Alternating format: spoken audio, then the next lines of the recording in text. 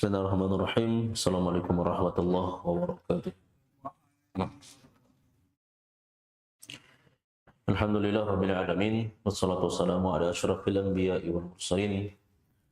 Nabiyina Muhammadin wa ala alihi wa sahbihi ajma'in. Amma ba'd. Allahumma 'allimna ma yanfa'una wanfa'na bima 'allamtana wa zidna ilma wa aslih lana sya'nana kullahu wa la takilna ila anfusina tarfat 'ain.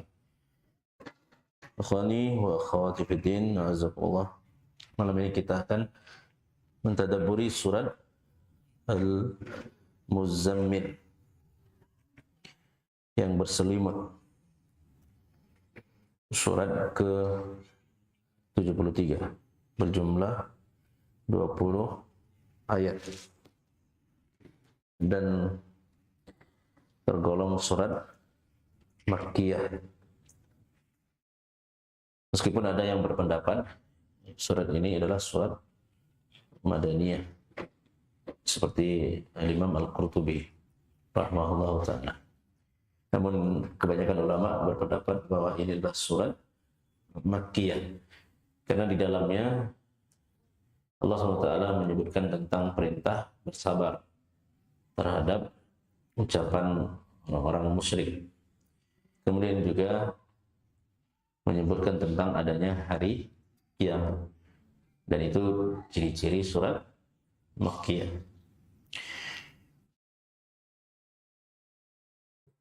A'udzubillahi minasyaitonirrajim. Bismillahirrahmanirrahim. Allah SWT berfirman, Ya ayyuhal muzammil, wahai orang-orang yang berselimut. Ada dua penafsiran di sini. Ada yang menafsirkan secara hakikat, yakni orang yang benar berselimut, sebagaimana yang kita pahami. Ada juga yang memahami itu adalah bahasa majaz. Bahasa majaz maksudnya, wahai orang yang berselimut, itu adalah panggilan kelembutan. Panggilan kelembutan. Jadi ada dua tafsiran. Wahai orang yang berselimut, ada yang mengatakan ini adalah ya, panggilan salat malam. Panggilan salat malam. Yakni membangunkan orang yang benar-benar berselimut, yakni orang yang tidur dibangunkan agar salat malam. Tafsiran yang kedua, panggilan kelembutan. Artinya, di antara kebiasaan orang Arab di dalam memanggil dengan cara yang lembut adalah memanggil orang tersebut dengan keadaan yang sedang dialami. Seperti ini, dalam keadaan berselimut. Jadi ketika dipanggil, Ya ayyuhal muzammil, itu panggilan sopan, panggilan lembut. Dan ini juga dicontohkan oleh Nabi SAW. Ketika Nabi memanggil Ali bin Abi Thalib radhiyallahu anhu. Suatu ketika Nabi mencari Ali ke rumah. Ternyata nggak ada. Adanya anaknya, Fatimah radhiyallahu anha. Mana Ali? Kata Nabi. Karena baini wa bainahu, kami lagi ada masalah. Kami lagi ada masalah. Fadhabani. Akhirnya dia marah, pergi keluar rumah.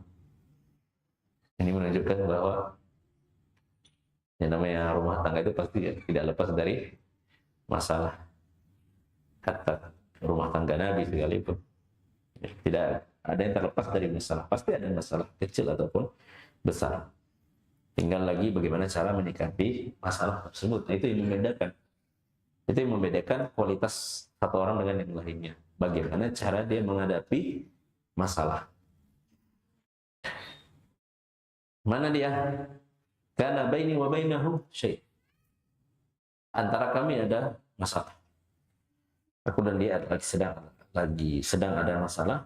Fadhabani, Maka dia marah dan pergi meninggalkan rumah.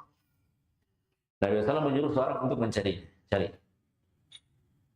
Ternyata didapati di masjid. Karena Nabi mendatangi masjid. Dan kondisi Ali bin Abi Thalib ketika itu sedang bertanah. Namanya lantai masjid dulu kan tidak seperti lantai kita sekarang pakai karpet begini enak. Dulu ya pasir, ya. Bahkan diriwayatkan di awal-awalnya Masjid Nabawi itu tidak ada atap, artinya beratapkan langit. Atapnya adanya di mana? Pinggirannya saja. Itu pun dibuat oleh Nabi untuk ahlus suffah, anak-anak lajang yang miskin, yang ada rumah, nggak ada istri.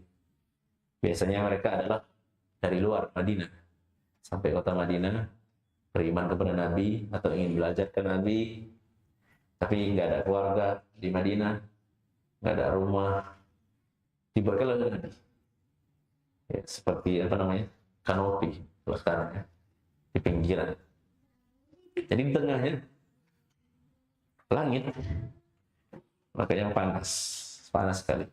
Kalau sudah ekstrim panasnya, sholat zuhur itu bisa ditunda sampai mulai, ya, sampai sudah mendekati asar, sampai sudah terasa panasnya itu normal. Nggak mungkin ditunggu sampai dingin, nggak ada dingin, panas. Cuman panasnya pada saat itu memang nggak sanggup lah untuk sholat. Makanya Nabi memerintahkan beridu bis sholat. Tunggu sudah mendingan panasnya untuk sholat. Jadi Ali dalam keadaan ya tiduran di masjid. Maka Nabi memanggil, "Qum abatur." Bangunlah, wahai yang berpuasa. Ya, karena kondisi dia sedang bertanah, tubuhnya sedang bertanah karena tiduran di lantai masjid. Nabi memanggil dan penuh kelembutan orang yang sedang dalam keadaan seperti itu. Begitu juga Nabi pernah memanggil Huzaifah dengan keadaan yang sedang dialaminya. Ya Nauman, wahai yang sedang tidur, yang sedang tiduran. Dipanggil oleh Nabi demikian. Jadi intinya, ya, ada dua penafsiran. Ada yang memahami secara hakikat, wahai orang yang berselimut, itu dipahami secara hakikat, yaitu orang yang benar-benar berselimut, tidur di malam hari pakai selimut. Karena umumnya orang tidur pakai selimut itu di malam hari pada umumnya, ya. Atau makna kedua adalah dipahami secara majas, artinya itu adalah panggilan kelembutan. Kalau dipahami secara hakikat berarti panggilan sholat malam. Kenapa dikatakan seperti itu? Karena terkait dengan ayat yang berikutnya. Qumil laila illa qalila. Kenapa disuruh bangun? Karena ada perintah di ayat berikutnya. Qumil laila illa qalila. Bangunlah untuk salat malam. Nah, illa qalila,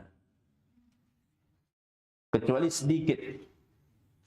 Apa maksud sedikit di sini? Nisfahu aw inqus minhu qalila. Seperduanya, yakni setengahnya, atau kurangilah darinya sedikit. Aw zid alaihi warattilil Qur'ana tartila. Atau tambahlah, bangunlah untuk sholat malam kecuali sedikit, seperduanya, yaitu setengahnya, atau kurangi darinya sedikit, kurang dari setengah, atau lebih dari seperdua itu, atau lebih dari setengah malam. Apa maksudnya? Nah,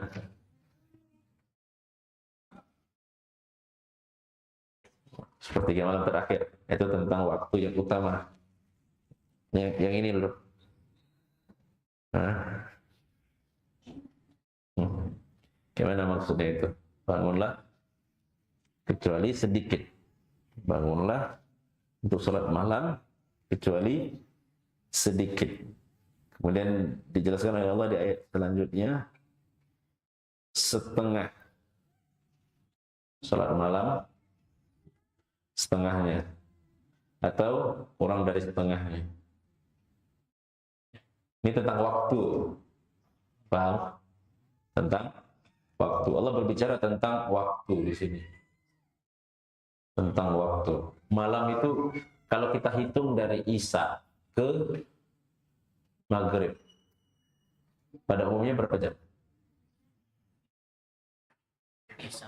Maghrib. Isya ke subuh apa? Dari Isya ke subuh. 8 atau 9, ya kan? 8 atau 9. Jadi maksud setengahnya itu berarti sholat malam di setengahnya. Bagi 2. 8 atau 9, 9 lah kita bilang. 9 jam bagi 2. Berarti sholatlah malam setengah malam. 9 jam bagi setengah berapa? 3 jam setengah. Sholatlah segitu. 3 jam setengah sholat malam. Paham? Atau kalau 4 jam setengah. 4 jam setengah atau 3 jam setengah. 4 jam setengah. Gimana ya bagi-bagi? Bagi bapak nih. 4 jam setengah. Itulah sholat. Itu yang dimaksud kecuali sedikit. Kecuali sedikit itu apa maksudnya? Nah, sholatlah setengah. Setengahnya. Setengah dari malam. 4 jam setengah. Artinya berada masa putus. Pengertiannya gitu. Tunggu dulu, kita nggak bicara waktunya. Bicara tentang, Allah berbicara tentang ya, lamanya kamu sholat malam. Jadi Allah perintahkan 4 jam setengah kamu sholat malam. Ini perintah ke siapa nih? Ke Nabi. Paham? Karena dimaksud dengan Al-Muzammil di sini siapa? Nabi. Ya, tapi meskipun Nabi yang menjadi khitab, yang menjadi lawan bicara, yang diajak bicara di sini, tapi hukum yang terkandung dalamnya berlaku untuk semua. Artinya walaupun tadi kita sampaikan ada makna hakikatnya, ada makna majazinya, itu kan pendapat. Nah, para ulama kemudian menjelaskan kalau bisa makna itu kita bawakan kepada hakikatnya, maka itu lebih baik. Jadi kita usahakan dulu itu cara ulama di dalam memahami suatu kalimat. Kalau kalimat itu bisa dipahami secara hakikat, kemudian bisa juga dipahami secara ya majaz, maka diutamakan zahirnya dulu. Makna zahir atau makna hakikatnya dulu yang diutamakan. Karena kalau kita lihat di dalil-dalil yang lainnya, kita dapati makna itu adalah makna yang hakikat, sesuai dengan konteksnya. Contoh, saat Nabi ketakutan dan gemetar saat melihat Jibril kali pertamanya, di mana? Gua Hira. Nabi turun dari Gua Hira, kemudian pulang. Lalu apa kata Nabi ke istrinya, Khadijah? Zamiluni, dathiruni. Selimuti aku. Nah, itu dipahami secara hakikat. Berarti memang minta diselimuti. Maka ketika Khadijah radhiyallahu anha mendapati tersebut, fazammaluhu, maka dia pun menyelimutinya hatta dhahaba anhu, sampai hilang ketakutan dan gemetar di badannya. Jadi ayat ini, Pak, ayat ini memperingatkan kepada kita, setiap kali kita berselimut, maka ingatlah ayat ini.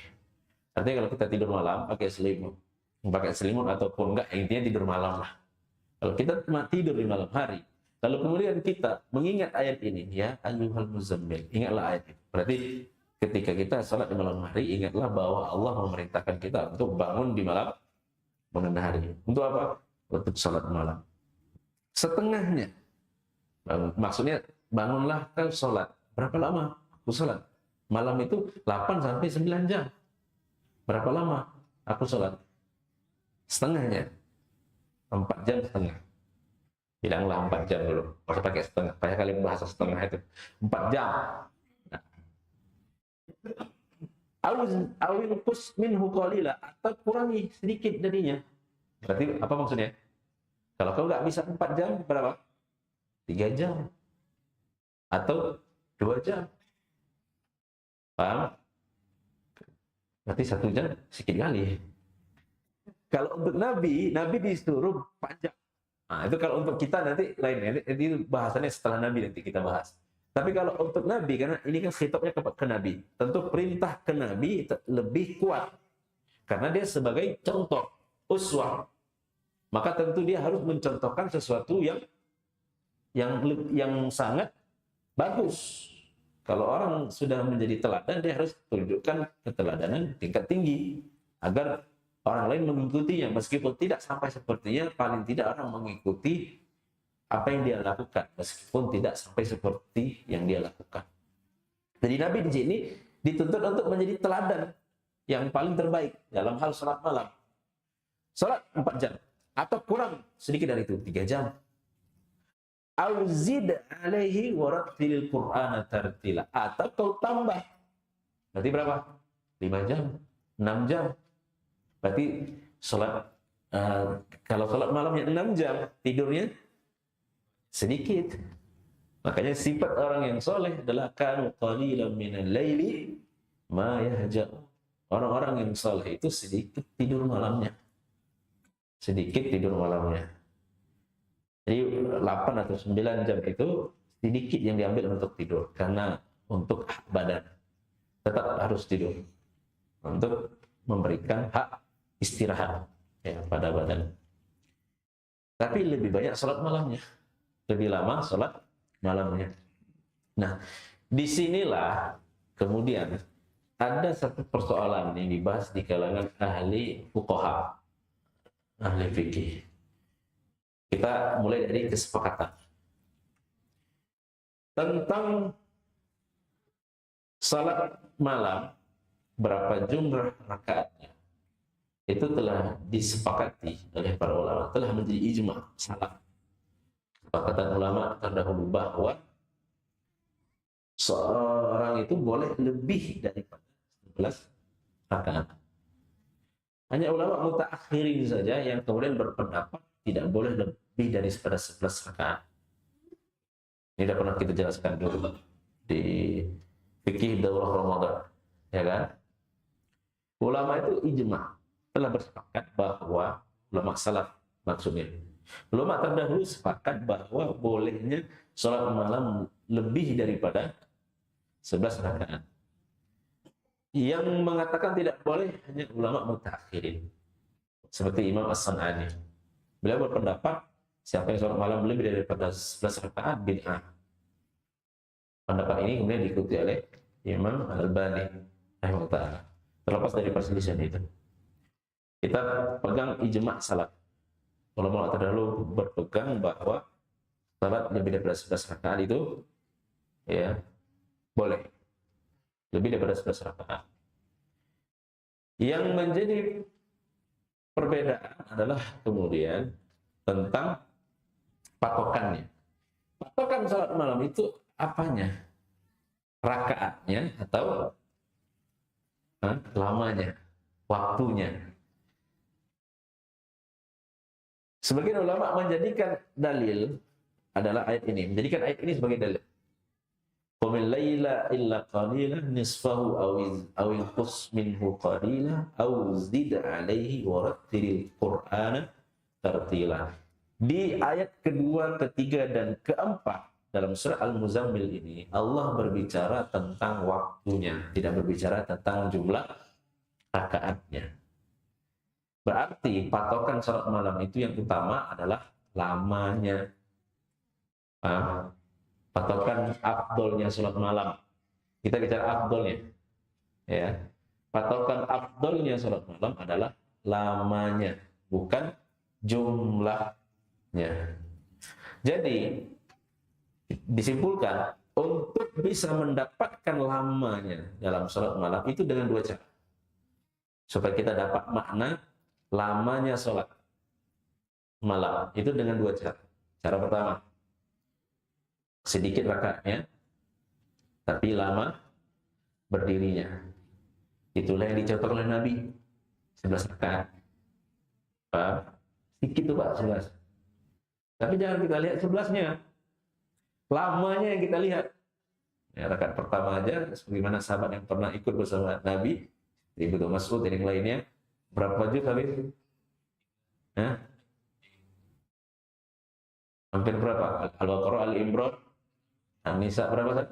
Hampir 5 juz. Satu rakaat. Awas, setengah juz saja banyak yang protes. Ya kan? Itu pun bacanya sudah, ya, udah cepat lah bacaannya. 5 juz. Makanya dalam hal ini tidak ada teladan yang paling terbaik dalam masalah salat malam kecuali Nabi SAW. Tapi yang kita jadikan patokan di situ bukan jumlah rakaatnya. Kita harus fokus pada lamanya. Nah, itulah afdalnya sholat. Nah, kalau kita nggak sanggup berdiri lama, berarti ambil cara yang kedua. Pendekkan berdirinya, panjangkan rakaatnya. Paham? Ya, makanya waktu pembahasan ini kan kita bermuhasabah soal malam kita yang mana ini? Yang pertama atau yang kedua? Ya, mudah-mudahan sesuai dengan kemampuan itulah kita dapat. Insya Allah nggak ada masalah. Cuman kan afdal atau tidaknya, itu yang kemudian kita perlu muhasabah. Udah afdal belum ya sholat malam kita ini? Sholat tarawih, apalagi cuma setahun ya sekali. Kalaupun terasa capek, kan demi Allah ya, sebulan sekali, setahun sekali. Habis itu, habis Ramadan selesai, ya mau kalau nggak sholat lagi ya rugi. Gitu. Kalau mau lanjutkan, mau istiqomah sholat malam kan sudah terlatih 1 bulan itu, ya paling hanya sanggup diringankan, tidak sampai seperti ketika berjamaah di masjid, nggak apa-apa. Jadi 2 cara ya, ini bisa ditempuh dengan 2 cara. Yang pertama kita panjangkan berdiri, sedikitkan rakaat dan lamakan berdiri. Cara yang kedua, pendekkan berdiri, cepatkan berdirinya, ya, banyakkan berdirinya, sedikitkan berdirinya, banyakkan rakaatnya. Makanya boleh 23, bahkan dalam pendapat mazhab dan salah satu pendapat mazhab sampai 40 rakaat. Ya, 20-an, 30-an, 40 rakaat itu ada.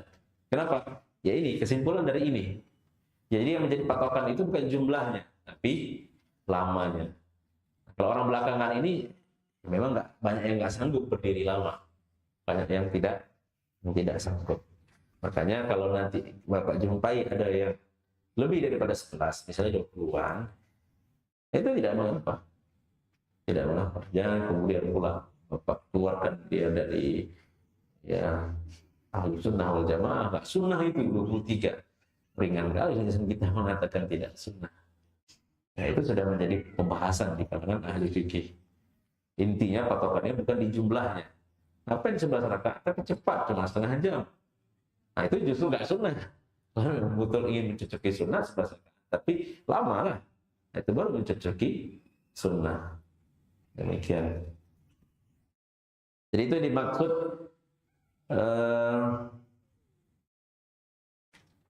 setengahnya atau kurang dari setengah, kurang sedikit ya. Ini kepada Nabi, kurang sedikit atau lebih sedikit. Jadi Nabi diperintahkan untuk sholat malam panjang, sholat malam dengan waktu yang lama. Warattilil Qur'ana tartila, dan bacalah Al-Quran itu dengan perlahan-perlahan. Jangan terburu-buru. Warattilil Qur'ana tartila, yakni tadabbur, tamahul wa tadabbur, baca pelan-pelan ya, dan dipahami. Nah, itu maksud tartil. Ibnu Katsir rahimahullah memahami dengan 2. Ya, beliau mengatakan maksud tartil adalah Yang pertama, baca dengan tajwid. Dan yang kedua, pahami tafsirnya. Itu pemahaman Ibnu Katsir terhadap makna tartil. Jadi bukan hanya sebatas membaca dengan tajwid yang indah, tapi juga harus dipahami. Karena tujuan diturunkan Al-Quran adalah untuk ditadabburi. Ya. Makanya para ulama mengatakan tidak ada satupun di dalam dalil yang menyuruh seorang itu harus menghafal. Menghafal Al-Quran itu adalah sebuah keutamaan tambahan. Yang ada adalah perintah untuk membaca dengan tartil dan tadabbur. Nah, itu yang wajib. Makanya di samping semangat belajar tahsin, jangan kesampingkan belajar tafsir. Kalau ada orang yang hanya semangat belajar tahsin saja, kemudian tidak mau belajar tafsir, baik dia baca terjemahan, misal, mulailah dari yang sudah membaca terjemahan. Setiap kali baca Al-Quran, baca terjemahannya, ayat demi ayat. Makanya kan ada cetak Al-Quran sekarang, di atasnya ayat Al-Quran, bahasa Arabnya, di bawahnya terjemahannya. Itu juga bagian kecil daripada memahami Al-Quran. Mulailah dari itu dulu. Setiap kali baca satu ayat, baca terjemahannya. Lanjut ayat kedua. Jangan lanjut ayat ketiga. Setiap kali ayat dibaca, setiap satu ayat dibaca, baca terjemahannya. Lanjut ayat berikutnya, baca dulu terjemahannya, baru lanjut ayat berikutnya. Dan begitu seterusnya. Itu bagus. Bagus. Supaya kita tidak hanya berhenti pada bagusnya bacaan, tapi tidak memahami, ya. Dan yang perlu dipahami, membaca Al-Quran dengan tajwid yang indah, yaitu tahsin lah bahasanya sekarang, lebih mudah. Tahsin itu wasilah, wasilah. Sedangkan ghayahnya, yaitu tujuannya adalah tadabbur. Tujuannya adalah memahami Al-Quran. Sehingga untuk memahaminya, seorang kan tidak mungkin kecuali dengan membacanya terlebih dahulu. Jadi membaca itu pintu menuju tafsir. Tahsin itu pintu menuju tafsir. Kadang-kadang orang sekarang banyak yang salah. Dia jadikan tahsin untuk pintu menuju tahfiz. Jadi di sini jadi berputar antara tahsin, tahfiz. Kelas tafsirnya mana? Tidak ada. Itu salah. Dia melupakan tujuan. Dan lebih mementingkan sarana. Itu salah, keliru fikihnya dalam hal ini. Jadi semangat belajar tahsin itu sudah bagus. Tapi jangan lupa tujuannya bukan di situ, bukan di tahsinnya tujuannya. Terus belajar tahsin bagus, tapi tambah kelasnya lagi tafsir. Jadi supaya sarana ini atau wasilah ini betul-betul mengantar kepada tujuannya. Inilah yang menunjukkan seorang itu betul-betul paham tentang Al-Quran. Makanya ketika Nabi berbicara tentang keutamaan membaca, Iqra' wartaqi, bacalah dan naiklah.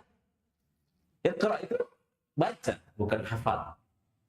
Paham? Jadi menghafal Al-Quran itu tambahan keutamaan. Ya, bukan berarti kita kemudian menafikan kemuliaan menghafal, tidak. Bukan ini maksud saya. Saya hanya ingin berbicara terapan skala prioritas kita. Orang banyak hari ini kalau bicara bahasa penghafal Quran, hafiz Quran belakangan ini banyak. Ya, kita apresiasi, ya, kita senang banyak orang sudah semangat belajar tahsin, banyak yang juga ikut program tahfiz. Ya, alhamdulillah menunjukkan kecintaan mereka kepada Al-Quran meningkat. Tapi ingat, setan tidak pernah berhenti untuk menyesatkan manusia. Orang dulu gak kayak gini, alhamdulillah kita sekarang banyak anak-anak kita pun udah dari kecil udah hafal Quran. Juz 30, walaupun belum 30 juz, yang lagi itu, ya kan? Oke. Ingat, iblis dan setan bukan hanya menyesatkan orang yang tidak beribadah. Justru orang yang beribadah pun bisa disesatkan. Jadi ketika manusia sekarang banyak yang dekat ke Al-Quran melalui tahsin dan tahfiz, maka disesatkanlah manusia dari tafsir, dijauhkan dari tafsir. Makanya kita sangat miris, ya sangat sedih ya, sangat memprihatinkan keadaan sebagian besar penghafal Al-Quran hari ini. Dari segi amaliyahnya, belum lagi akidahnya. Banyak penghafal Al-Quran tapi akidahnya sesat. Banyak penghafal Al-Quran tapi amaliyahnya tidak sesuai dengan ya sebagai dia penghafal Al-Quran. Banyak penghafal Al-Quran tapi perannya di masyarakat hanya seputar tahsin dan tahfiz. Ujung-ujung penghafal Al-Quran hanya menjadi apa? Musyrik. Tahfiz. Mana penghafal Al-Quran yang bisa buka halaqah tafsir? Mana? Sedikit. Ada, ya sedikit. Sedangkan tidak sebanding dengan penghafal Al-Quran. Banyak yang sudah. Kalau kita data yang hafal 30 juz atau pernah hafal 30 juz lah. Jangan dulu kita bilang 30 juz mungkin. Itu makin sedikit itu. Makin kita saring, makin sedikit dia. Ya, saringan pertama kan sedikit itu, Pak. Kita bilang lagi pernah hafal 30 juz. Alhamdulillah, Pak. Yang mungkin 30 juz ya, sedikit lah, gak banyak. Tapi kebanyakan mereka di mana? Muslim, buka halaqah tahsin. Alhamdulillah bagus. Kita nggak mencelanya, enggak. Kita hanya membahas tentang skala prioritas. Ya, mana yang lebih prioritas di sini? Mana yang menjadi tujuan? Ya, inti dari Al-Quran itu diturunkan apa? Untuk ditadabburi, dibaca dan dipahami. Itu intinya. Jadi membaca dengan tajwid itu hukumnya wajib. Wajib, Pak. Kalau Bapak tidak hafal Al-Quran, Bapak tidak berdosa. Karena itu sunnah. Tapi kalau Bapak baca Qurannya salah dan tidak mau belajar, berdosa. Berdosa. Tapi kalau Bapak sudah belajar, tapi memang kesalahan pada lisan tetap ada karena beratnya lisan. Ada sudah belajar tapi masih banyak juga salah. Itu nggak apa-apa. Itu dia sudah apa namanya punya hujah dia dapat Allah. Kenapa masih salah? Itu kemampuan dia mungkin terlambat belajar atau memang ada sesuatu pada lisannya sehingga sulit untuk mengucapkan dengan benar. Nah, itu berbeda keadaan, berbeda hukum nanti di hadapan Allah Subhanahu wa taala. Jadi ketika Allah Subhanahu wa taala menyebutkan perintah warattilil Qur'ana tartila, bacalah Quran dengan perlahan-perlahan. Ya. Itu maksudnya adalah jangan baca cepat-cepat. Karena membacanya dengan cepat untuk mencapai target, misalnya supaya satu pekan hafal khatam satu juz, khatam satu Quran 30 juz. Mengejarkan itu karena itu kan amaliyah para sahabat pada umumnya. Mereka bisa khatam Al-Quran di 7 hari. 7 hari, sepekan. Atau kita mau kejar target 30 hari, satu juz, 1 hari, one day, one juz, hafal atau membaca 1 hari 1 juz, sehingga 1 bulan sampai target 30 juz, 1 kali khatam. Jangan gara-gara kejar target selesai bacaan atau jangan gara-gara target khatam kita melupakan yang lebih utama. Utamanya itu adalah baca dengan pelan-pelan. Nggak apa-apa nggak sampai target khatam misalnya 1 tahun sekali, nggak apa-apa. Yang penting Anda baca pelan-pelan, karena dengan baca pelan-pelan itulah bisa memahami. Kalau baca cepat-cepat nggak paham. Maka Ibnu Qayyim rahimahullah menegaskan qiraat ayah bitafahhumin wa tadabburin min qiraati khatmah bighairi tafahhum wa tadabbur. Membaca satu ayat bitafahhum wa tadabbur dengan tadabbur, ya, memahaminya dan tadabbur. Di satu ayat dibaca tapi kita paham maknanya. Itu lebih baik daripada membaca Al-Quran khatam tapi tanpa pemahaman, tanpa tadabbur. Ini Ibnu Qayyim sedang berbicara tentang hal yang utama. Dia tidak sedang mencela sepenuhnya orang yang baca khatam dalam sepekan misalnya. Tidak. Itu satu kebaikan. Tapi akan lebih kebaikannya kalau dia baca bersamaan dengan pemahaman. Makanya ya, seorang itu kalau ingin mendapati hal yang seperti ini, dia memang harus sudah paham. Bisakah orang baca cepat tapi dia paham? Bisa. Kalau dia sudah sering berinteraksi dengannya.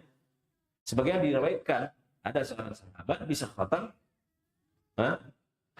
lebih dari tiga hari, kurang dari 3 hari nggak boleh kan? Dilarang oleh Nabi karena kebanyakan orang yang khatam kurang daripada 3 hari, dia membaca tanpa pemahaman. Tapi ada satu riwayat menyebutkan bahwa disebutkan oleh Imam An-Nawawi dalam At-Tibyan, kitab tentang adab penghafal Al-Quran, bahwa ada seorang sahabat yang bernama Utsman bin Affan radhiyallahu anhu bisa mengkhatamkan Al-Quran dalam 1 rakaat salat malamnya.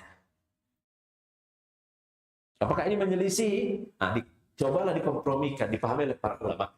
Perbuatan Utsman khatam Al-Quran 1 malam, sehingga sahabat yang melihat 1 rakaat salat malam, sehingga para sahabat yang melihatnya itu mengatakan dalam riwayatnya, sehingga kami menganggap Utsman itu sholat witir. Karena memang 1 rakaat, mereka mendapati dia terus berdiri sampai selesai. Berarti di sholat dia kerjakan 1 rakaat, itu witir. Tapi panjang sekali sampai khatam Al-Quran. Nah, bagaimana dengan hadis Nabi? Apakah bertentangan? Perbuatan Utsman khatam Al-Quran dalam 1 rakaat. Bukan 1 hari, 1 rakaat. Disandingkan dengan hadis Nabi yang melarang mengkhatamkan Al-Quran kurang dari 3 hari. Nah, lalu kemudian dipahami, mungkinkah ini terjadi? Mungkin. 1 rakaat dalam 1 rakaat. Berarti bacaannya kayak mana? Cepat. Nah, kalau dibaca cepat, nanti dia tidak pahami. Anda jangan bandingkan dengan Utsman. Jangan bandingkan diri Anda dengan Utsman bin Affan. Lihat bagaimana riwayat yang menyatakan Utsman itu tidak pernah lepas daripada Al-Quran sampai akhir hayat ketika tewas dipenggal oleh orang-orang Khawarij. Apa kata periwayat kisahnya? Bersamanya Quran yang sudah berlumuran dengan darah. Bagaimana istiqomahnya Utsman bin Affan dalam masalah Al-Quran. Dia tidak pernah meninggalkan Al-Quran, tilawahnya. Dan itu menunjukkan ketika Utsman membacanya dengan cepat, apakah itu dengan pemahaman atau tidak dengan pemahaman?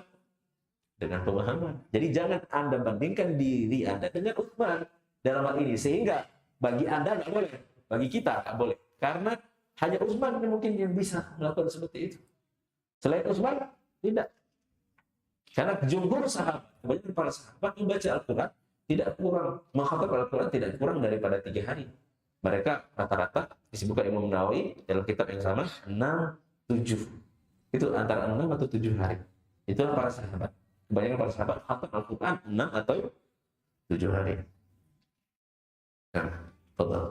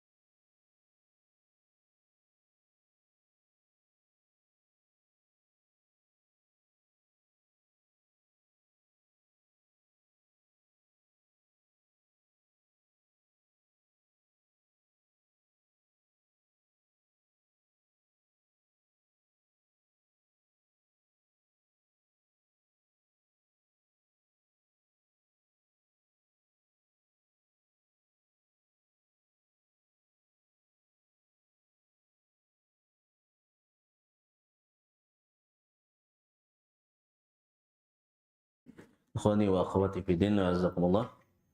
Jadi apa kesimpulan makna tartil?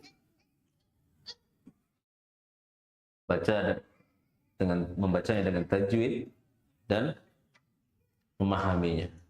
Ya. Itu dua makna yang disampaikan oleh Ibnu Katsir rahimahullah ta'ala. Ini juga menjadi isyarat bahwasanya membaca Al-Quran di dalam salat lebih utama. Apalagi di waktu yang utama. Kapan itu? Malam hari. Ya, membaca Al-Quran itu ibadah yang utama, Pak. Kalau dibaca di dalam ibadah yang paling utama, apa ibadah yang paling utama? Salat. Ya kan? Ibadah paling utama itu. Kemudian di waktu yang utama, yakni di malam hari, apalagi di sepertiga akhir, itu akan menambah keutamaan. Ya. Makanya kalau seorang memperbanyak bacaan Al-Quran di dalam sholat malam, itu akan mendapatkan pahala yang banyak. Kalau nggak punya hafalan, misal Bapak mau sholat malam 2 rakaat, tapi panjang. Gimana mau panjang, Ustaz? Hafalannya cuma qul huwallahu ahad, inna ata'ina, wal asr. Gimana caranya? Supaya Bapak bisa juga lah mendapatkan suasana sholat malam lama, walaupun cuma 2 rakaat, tapi lama berdirinya. Gimana caranya? Pakai mushaf lah, boleh. Mau pakai mushaf cetakan atau mushaf digital dari HP, nggak apa-apa. Buka. Jadi Bapak baca Quran, nikmati saja. Dan Bapak coba bandingkan baca Quran di siang hari dengan di malam hari. Beda. Ketika di siang hari kita disibukkan dengan banyak hal, pekerjaan, anak, istri, dan sebagainya. Tapi di malam hari itu waktu yang paling terbaik. Sudah berkurang, bahkan mungkin hilang sudah kesibukan itu. Sehingga kita lebih bisa konsentrasi, lebih bisa menikmati ibadah kalau di malam hari. Siang hari lebih banyak waktu kita habiskan untuk hajat manusia, berinteraksi dengan manusia. Dan di malam hari kita khususkan antara kita dan Allah Subhanahu wa ta'ala. Kita putuskan semua hubungan ya, yang terkait dengan dunia. Kita fokuskan antara kita dan Allah Subhanahu wa ta'ala. Silakan merasakan. Ya, bagaimana bagi yang sudah merasakan, dia akan mengetahui bagaimana rasanya membaca Al-Quran ya di malam hari, apalagi dalam keadaan salat. Meskipun Bapak misalnya 2 rakaat, tapi panjang membaca. Misalnya Bapak targetkan 1 juz, setengah juz, tapi pelan-pelan aja baca. Apa? Bisa jadi mungkin habis waktunya. Misal Bapak bangun 1 jam sebelum sholat subuh, tiba-tiba udah terdengar suara ngaji-ngaji di luar, ya kan? Ya. Begitu selesai sholat, Bapak lihat, sudah setengah jam lebih, saya sudah 40 menit saya sholat, padahal cuma 2 rakaat. Ya, mau tidak mau setelah itu tutup dengan witir 1 rakaat atau 3 rakaat dengan ringan. Ya. Jadi sholat, membaca Al-Quran di dalam sholat, nah itu adalah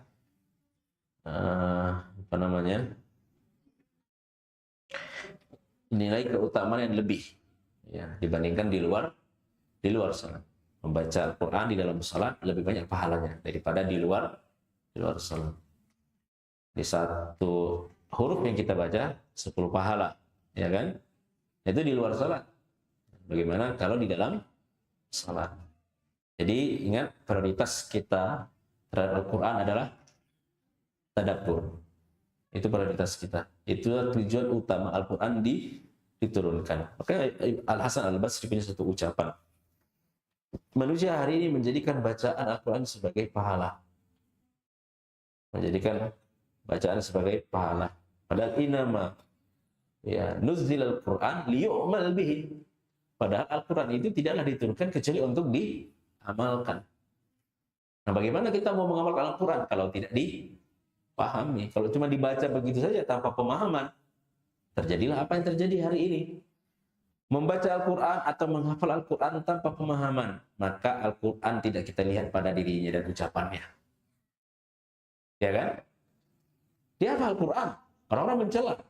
Dia hafal Al-Quran, dia baca Al-Quran tiap hari, tapi ngomongnya kayak gitu, perbuatannya kayak gitu. Jawabannya cuma satu, dia tidak paham dengan apa yang dibaca. Kalau dia paham, kalau dia paham, itu pun belum tentu dia dapat taufik dari Allah untuk mengamalkannya. Paham ya? Ada orang hafal Quran, bisa tafsir juga, tapi kayak gitu juga tingkahnya. Nah, itu istidrak. Itu adalah istidrak. Ya. Allah tidak memberikan keberkahan. Berarti ilmu tidak berkah. Ilmunya tidak berkah, hafalan Qurannya tidak berkah, kemudian pemahaman yang terhadap Al-Quran juga tidak berkah. Ya, seperti orang-orang Yahudi lah. Ada dari orang-orang pintar mereka menghafal Al-Quran dan mempelajari tafsir Al-Quran, tapi bukan untuk diamalkan, namun untuk apa? Menyesatkan umat Islam, mempelintirkan beberapa makna ayat Al-Quran sesuai dengan hawa nafsu mereka agar kaum muslimin menyimpang dari pemahaman yang sebenarnya. Jadi ingat, ya, tujuan utama diturunkan Al-Quran adalah untuk ditadaburi. Maka kalau kita bisa mengumpulkan semua kebaikan itu, alhamdulillah. Kita bisa belajar tahsin, kita bisa baca dengan baik dan benar, kita bisa menghafal. Jangan lupa utamanya adalah mengamalkannya. Nah, itu bagus, terkumpul semua kebaikan. Tapi kalau kita tidak bisa menghafalnya, standar utamanya, standar minimalnya Anda bisa baca dengan baik, kemudian pahami. Baca dengan tajwid yang benar, kemudian pahami maknanya. Nah, setelah itu barulah meminta kepada Allah SWT agar kita bisa dimudahkan mengamalkan apa saja yang sudah kita pahami dari Al-Quran. Allah a'lam. Bisa kita berhenti di ayat ini. Kita akan sempurnakan di ayat yang lainnya, di pertemuan yang berikutnya. Sampai ayat berapa tadi? Ayat keempat. Subhanakallahumma wa bihamdik, asyhadu an la ilaha illa anta, astaghfiruka wa atubu ilaik. Assalamualaikum warahmatullahi wabarakatuh.